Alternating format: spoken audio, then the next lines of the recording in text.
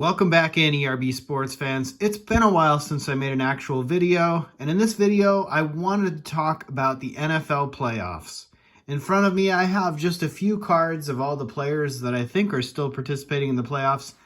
Less a few of them. I don't have a Daniel Jones, I don't have a Dak Prescott, and I don't believe I yet have a Brock Purdy. That's who we're going to talk about in this video in a little bit. But all these cards in front of you were pack pulled by me in the last couple of years. You can see the Patrick Mahomes on the far left. Patrick Mahomes, that card came out of a Walgreens single pack of Donruss that I got maybe about a year and a half ago. The Josh Allen card, man, I've had that card forever. I pulled that card, believe it or not, out of a retail pack from, I believe, 2018 Donruss, back when they used to discount it at Walmart. The Joe Burrow card came out of a blaster box. The Trevor Lawrence came out of a fat pack. And then I didn't have a lot of Jalen Hurts, but I had a Jalen Hurts pink that came out of, I believe, a blaster box or a mega box back last year. So the NFL playoffs are into the divisional round. This is always the most fun round. You got 8 teams left. A lot of good talent out there. It's going to be really tough to make some calls. I'll give you guys my Super Bowl picks, who I think is going to win and who I want to win. I don't know if I'll be right, but I think it'll be fun to go ahead and champion these picks and see what happens. Last week, I should have made a video. I'll show you guys a piece of paper. I actually made this video last week, and I had all these picks made and never made a video. So I'll recap what I was right on, what I was wrong on, and what I felt were the good value picks. So San Francisco and Seattle, I circled San Francisco. I figured they'd go ahead and take care of business at home against Seattle. There was no surprise there. I had the Jags over the Chargers, but never did I think that the Chargers would have to blow a 27-point lead for the Jags to win. But that was pretty fun to see. I actually turned that game off and then later turned it on right as the game was finishing. Got a message from Step in the Box Brett that says, "Hey, are you watching this?" And it turns out, what a finish. I had the Bills over the Dolphins, but that turned out to be a little bit more close than I thought. I think that probably shocked everybody. I was wrong about the Giants upsetting Minnesota, though I didn't have Minnesota going much further than the following weekend anyway, just because I didn't feel very confident in them. I figured they were kind of a fraud of a team. Baltimore and Cincinnati, I had Cincinnati. I think that was a pretty obvious pick. And then Dallas over Tampa Bay. I think a lot of people were pretty high on playoff Tom Brady, but I just figured this year they were just going to be in a really tough spot. And Dallas, it's their time. So we'll get into that in a bit. But divisional round, we've got some pretty fun matchups. We've got the Dallas Cowboys and the San Francisco 49ers at San Francisco. We've got the Jacksonville Jaguars going to Kansas City to play the Chiefs. Who would have thought that? Trevor Lawrence against Patrick Mahomes. We got Joe Burrow against Josh Allen. A rematch of Week 17 when that tragic or near tragic event happened with Damar Hamlin. Luckily, he's back with the team now. I don't think he's going to play, maybe never again, but it's good to see that he's actually visiting the facility and he seems to be in good spirits. Jalen Hurts then is going to go against the the New York, I almost said San Francisco Giants because I was thinking Giants. The New York Football Giants in a rematch, I think of again, like a Week 17 game that just happened recently. So we'll see what happens there. But yeah, let's go ahead and get into the picks and kind of understand like what's going on with the card market and some of these guys. So we'll start with the game between the Jags and the Kansas City Chiefs. So Trevor Lawrence, obviously number one pick last year, was really hyped coming out of Clemson. I think he was probably one of the most sure thing quarterbacks to come into the league probably since Andrew Luck. We all kind of know how that turned out. Patrick Mahomes, obviously very, very good quarterback, been to the Super Bowl a couple times already, but as players end up in your conference or in your division, it just becomes tougher and tougher to make the playoffs. And I don't know what will happen. In this game, though, I believe the Jags are not going to win. I think it's going to be the Chiefs. I think they're going to take care of business at home. And so, therefore, they'll be in the AFC Championship game for, I believe, I don't know how many years in a row that is. At least probably 3 or 4 years in a row. And then we have the other side of the AFC picture with the Bills and the Bengals playing each other. The Bengals actually have to go to Buffalo for this game. I actually think that favors the home team. I do like the Bills in this game to go ahead and get it done. But Joe Burrow, man, he's a gamer. He is a gamer like nobody we've ever seen in quite a while. There's no quitting that guy. And so I do believe they could give the Bills a run for their money. I would not be surprised if there is an upset there and then the Bengals go and rematch against Patrick Mahomes like they did last year. But I actually think the Bills are going to get it done this time and have a rematch of the divisional round between Patrick Mahomes and Josh Allen from last year. They're going to actually have that in the AFC Championship this year. So that kind of covers the AFC. On the NFC, I do believe the Eagles are going to take care of business at home against the Giants. I don't think that the Giants have enough firepower to match what the Eagles have. The Eagles just have several dynamic players. Health may be an issue for them, but I do believe the Eagles are going to get it done at home. And then here is where I'm going to pick probably opposite the field. And this is a pick that I don't like the Cowboys, but I am sick and tired of all the Brock Purdy hype.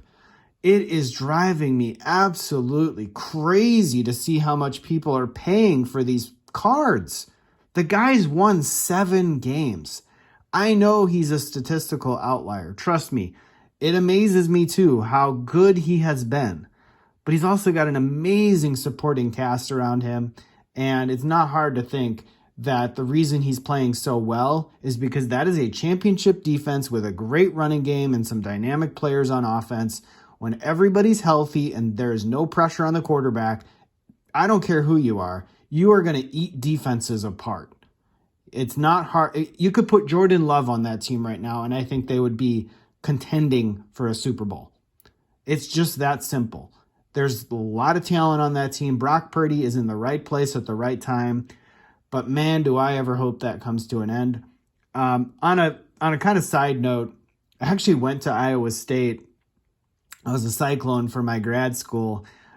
So share something in common with Brock Purdy, Iowa State, the Cyclones. So we'll see what happens in that game, but I actually think Dallas is going to pull that one out. And I think you're going to see an NFC East rematch from late in the season. I think you're going to see that in the NFC. You're going to see Jalen Hurts and Dak Prescott go at it, and one of them is going to end up in the Super Bowl. So what I have for my Super Bowl matchup is going to be the Bills taking out the Chiefs, Josh Allen finally getting over the hump, getting to the Super Bowl, and I believe you're going to see Dallas get to the Super Bowl. Now, call me crazy. I don't like Mike McCarthy as a coach either, and I hated the Cowboys growing up because they always used to take out the Packers. But that's just kind of the way it goes sometimes. So let's get into the card market now that you guys have heard my picks and what I see kind of playing out. So I was thinking about this the other day, and even more so today. The NFL quarterback card market is just wacky. It's so wacky. It makes absolutely no sense why Brock Purdy would be more than, let's say, the NBA equivalent of like Steph Curry. And I've mentioned that before in some live streams, and I think I mentioned that in a couple of my card opening videos. But Brock Purdy, he surprised everybody. And sure, he could have a great career. But for every Tom Brady that came into the season to be an injury replacement for a guy in the middle of the season, there are guys like Mark Rippon and Joe Flacco, Nick Foles, Jeff Hostetler, Doug Williams.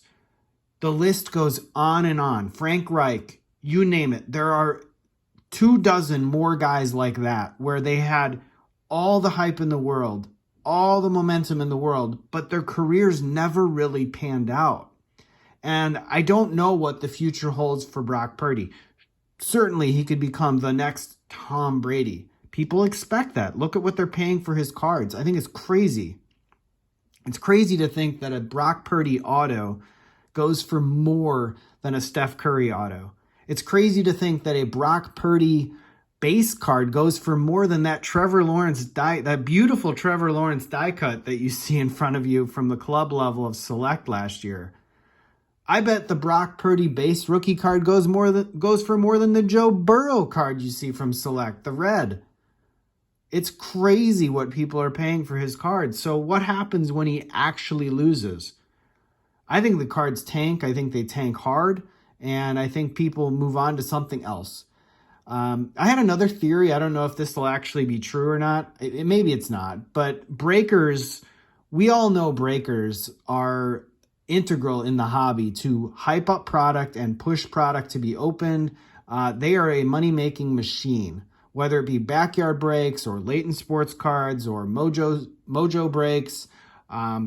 There's probably a few I'm forgetting. Blez. Anyway, I wouldn't be at all surprised if there's some collusion within those entities to buy up the Brock Purdy cards at a little bit of an elevated price, because they have the capital, they have the cash flow, and they have the profit over the last couple of years to stomach a little bit of investment there to make sure that people keep buying into the breaks at a higher than normal price point.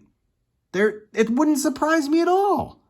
Now, that's a crazy take. It requires a lot of coordinated effort, but if that was true, and then that kind of collusion was going on, or that kind of manipulation was going on, we all know there's been market manipulation in the last couple of years. My God, how many times have we seen cards get shill bid with zero bidders on eBay and then not get paid for?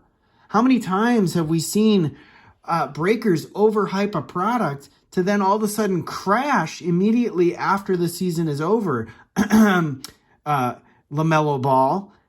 It just never fails. When there's money involved and money to be made, people do stupid things.